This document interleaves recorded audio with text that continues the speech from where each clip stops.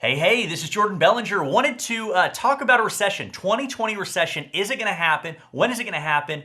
How do we even know if it's going to happen at all? How big is it going to be? No one knows. No one knows if there's going to be a recession. No one knows how big a recession it's going to be, and no one knows when it's going to happen. So we're all making assumptions. We all read these articles and hear the news and all this stuff. Oh, it's happening. It's going to happen. It's going to happen. But we don't know until it happens. It could be the next hour. It could be the next 10 years. We don't know. So I want to talk about how that affects buying a house. Should I wait to buy a house until the market drops? Maybe, maybe not. My opinion, probably not. And here's why. So there are two factors to consider when you're thinking about waiting to buy a house versus buying a house now. First one is appreciation. Your house historically goes up in value over time. We can make an assumption that the same house is going to be worth more a year from now than it is today. That's just historically, real estate goes up in value. The second thing is paying down your mortgage. When you get a mortgage, you lock in your mortgage payment unless you choose to refinance or you get a balloon note, things like that. Most of people have a fixed rate, so they have the same exact loan payment every single month for 30 years. Imagine if your rent didn't go up for 30 years. That'd be crazy. So those are the two things you're missing out on. Appreciation, house going up in value, and you paying down your mortgage. As this happens, so you go up here and you go down here, you create this gap between the two, and that gap is your equity in your house. Now, let's run some details.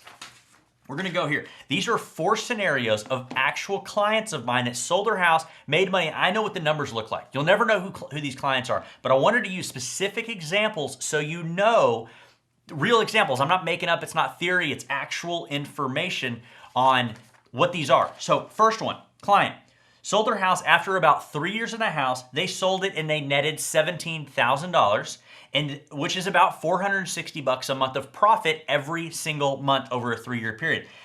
Scenario 2, they were in the house for 4 years. They netted $62,000 at closing. Now we're not talking before expenses, before commissions, before all of that. We're talking after all expenses. This is the money that is getting wired into their account when they close and sell their house.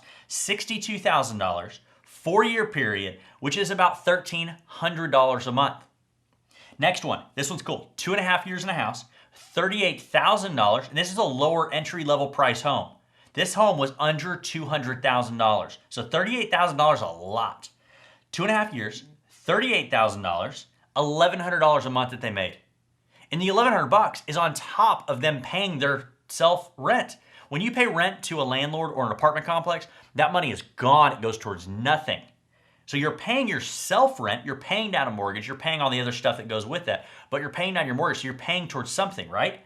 And they made, on top of that, $1,100 a month. $38,000. And they put that into their next house, and they bought a gorgeous brand new home when they closed on that house. I love that house they bought. So the next one, number 4, they were in their house for 10 years and they made $130,000 net on their house. $1,000 a month. Crazy, crazy numbers. So these are real numbers. These are numbers, and some of these clients sold their house, put that equity into their next house. Some clients just took it and did something else with it. That's a lot of money. So you can make good money. And some of these, we're gonna use a 3-year scenario of if I buy now versus if I wait for 3 years and there maybe not a recession. 3 years, 17 grand. 2.5 years, 38 grand. 4 years, 62 grand. Those are all around that 3-year mark. That's a lot of money. Think of how long it would take you to save. Like right now, if I asked you, can you save $1,300 a month over a 4-year period to save up $62,000? That's a lot, so think about it. And you're in a house, it's yours.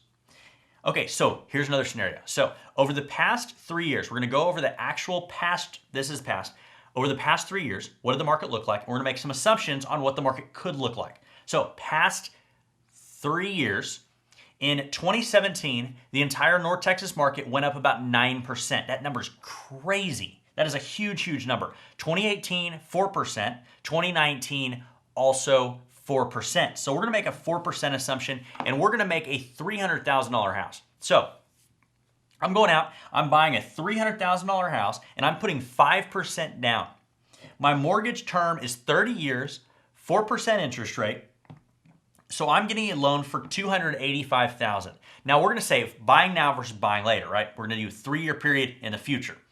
So on that loan, just the loan alone, by paying down your mortgage at a normal rate, just paying your mortgage payment every month, it's going to drop your payoff amount down from $285,000 to $269,000 or $15,000. So just in paying down your principal, you're making $15,000.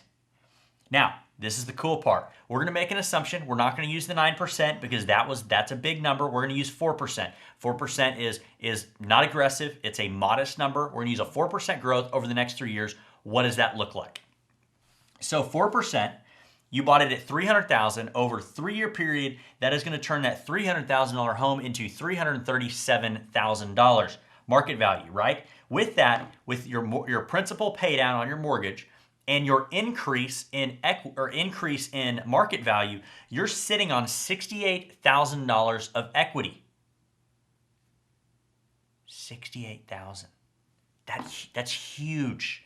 So $68,000 divided by, we did 3 years, so 36 months, is $1,800 per month of equity. So let's get back to it. We're talking a $68,000 equity in your house over a 3-year period. You can do whatever you want with. You can sell it, you can refinance, anything, right? So $68,000. So if you wait and hope that the market will drop, you have $68,000 opportunity cost against waiting. So think about it before you wait, because again, recession could be tomorrow. Recession could be happening right now, and I don't know it. Or it could happen in 10 years. So think about these numbers. Most of the time, the best time to buy is now. The sooner you buy, the sooner you can start paying down your mortgage, the sooner your house can be going up in value. I remember looking at houses in downtown Frisco that were cool. And they were in the hundreds of thousands of dollars. Not 2, not 3, not 4, not 5, hundreds of thousands of dollars. And I didn't buy.